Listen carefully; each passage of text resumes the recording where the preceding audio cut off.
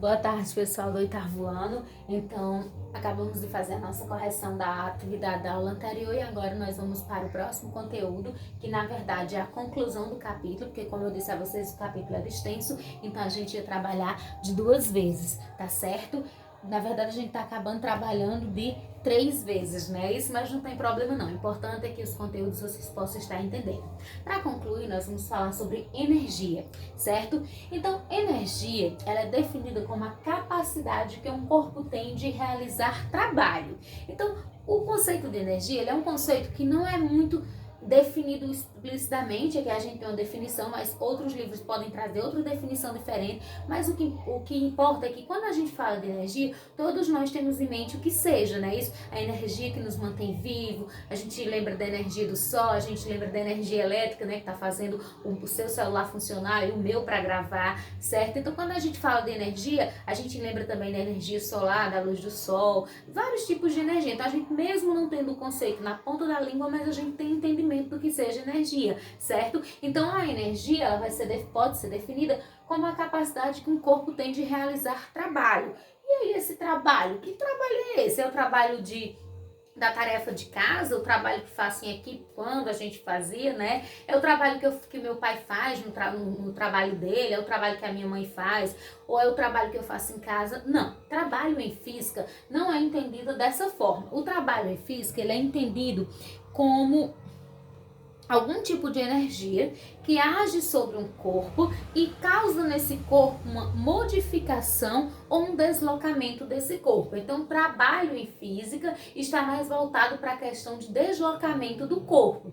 No nono ano, a gente vai trabalhar mais aprofundado essa questão de trabalho e energia. Então, por enquanto, a gente vai dando uma pincelada, certo? Então, já que a gente já falou sobre o conceito de energia, e aí uma coisa importante também é a gente lembrar que, como eu já falei, a energia ela se manifesta de várias formas na natureza e também que a energia é algo que o homem tem desde os primórdios do tempo aproveitado de forma para facilitar a sua vida. Então, imagina em casa o monte de coisa que a gente tem que facilitar a nossa vida graças à energia elétrica, que é um tipo de energia, né? Isso, então, se você for pensar, são várias coisas na nossa casa que são facilitadas por conta da energia. Então, nós vamos falar agora sobre os tipos de energia. Os tipos de energia que a gente vai trabalhar hoje são energia cinética, energia térmica, sonora, luminosa e elétrica. Pois bem, vamos falar de cada uma delas. A energia cinética ela está relacionada ao movimento dos corpos. Então, imagine uma pessoa correndo na praia ou correndo em uma praça, certo? Quando essa pessoa está correndo, ela está realizando um movimento e é possível que a gente possa calcular qual a energia cinética dessa pessoa no momento que ela está fazendo essa atividade. Para fazer esse cálculo, a gente precisa utilizar essa formulazinha aqui, ó. EC é igual a m vezes v ao quadrado dividido sobre 2 ou dividido por 2, onde EC é a energia cinética, que alguns autores de livro trazem como a letra K. M é a massa. Essa massa do corpo, ela é em quilogramas, viu, pessoal? E V é a velocidade do corpo, a velocidade em metros por segundo ao quadrado. E é muito importante lembrar que a velocidade é ao quadrado na fórmula. Então, quando você faz esse cálculo, massa vezes a velocidade ao quadrado sobre 2, você encontra a energia cinética desse corpo. E a partir dessa fórmula, a gente só de olhar já podemos concluir que quanto maior a massa de um corpo, maior será a velocidade e maior será a energia cinética produzida. Então, corpos com muita massa têm muita velocidade e também produzem maior energia cinética. Então, a energia cinética é o tipo de energia que está relacionada ao movimento dos corpos, certo? Agora nós vamos falar da energia térmica. A energia térmica, só voltando um pouquinho, a energia cinética, a unidade de medida dela é o J, que significa joule, certo?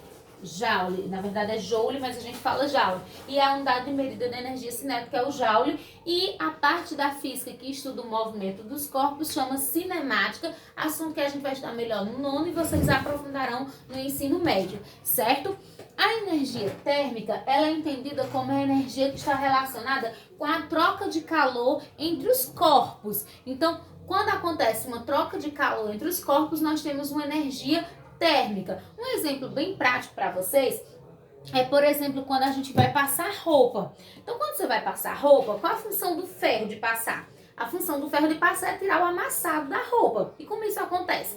Você liga o ferro na energia elétrica, essa energia elétrica vai aquecer esse ferro, ele vai ficar quente e aí esse calor do ferro vai passar para a roupa, tirando o amassado da roupa.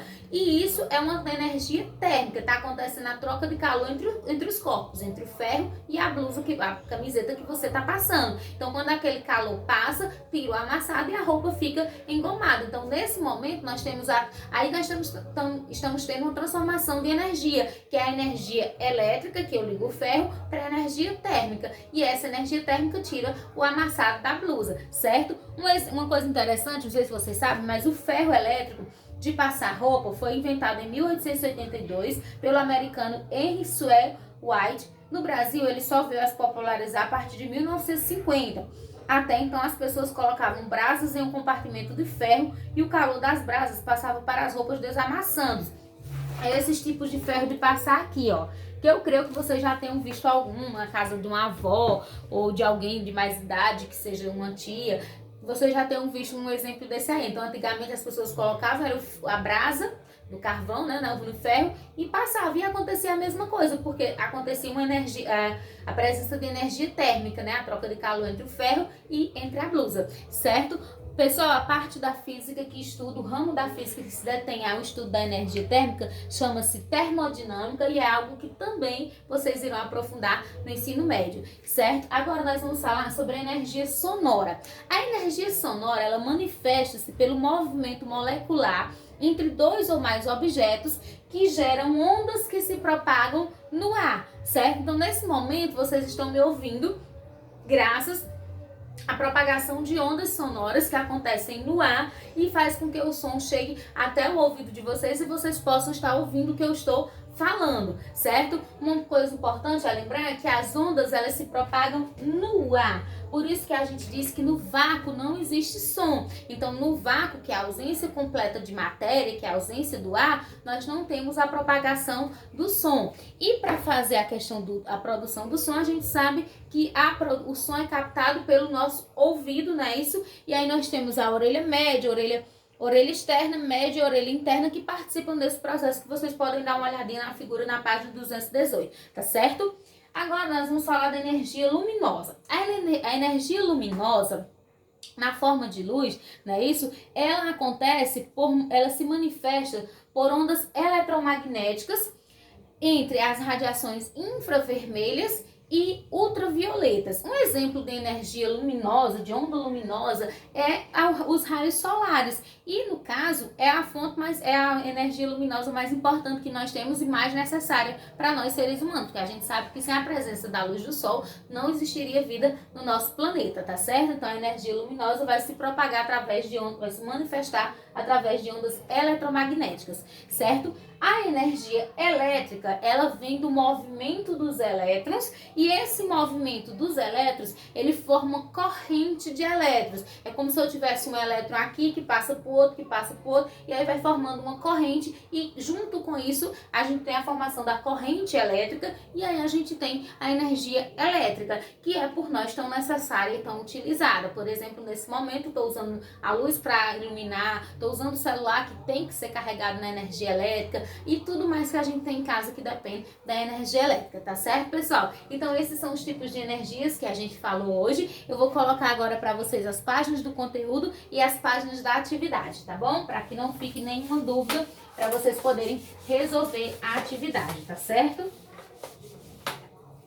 Ó, pessoal, o conteúdo de hoje, trabalhado nessa aula, ele vai estar nas páginas 214 e 215, certo?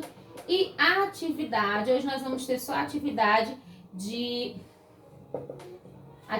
lá da página da ciência na prática, que são as de assinalar. Nós temos alguns cálculos e aí vocês façam como já enfocando, né, na hora de resolver. Se ficar alguma dúvida, é só chamar no PV que eu estou disponível para tirar as dúvidas, tá bom? Então, a atividade vocês vão iniciar, ela vai estar nas páginas 220 a 223,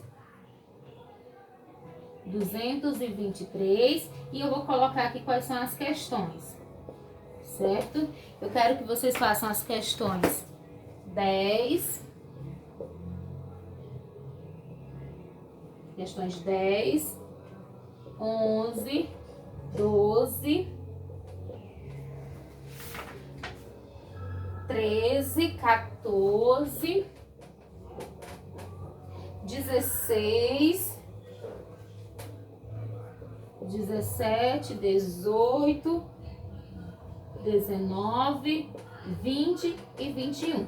Então, são essas as questões que eu quero que vocês resolvam. Vocês podem ver que a exceção é somente a 15, que não vai ser necessário vocês fazerem nesse momento, certo? Então, 10, 11, 12, 13, 14, 16, 17, 18, 19, 20 e 21. Bom, pessoal, por hoje era só isso. Estou disponível de 1 até as 5 para tirar qualquer dúvida de vocês. Como eu já disse, na hora da atividade, se surgir alguma dúvida para realizar os cálculos, pode chamar no PV que eu estou à disposição, viu? E a atividade para mandar para mim, se não der para mandar no aplicativo, pessoal, não tem problema, manda no meu PV que eu recebo. O importante é que você faça, tá bom? Tchau e um abraço.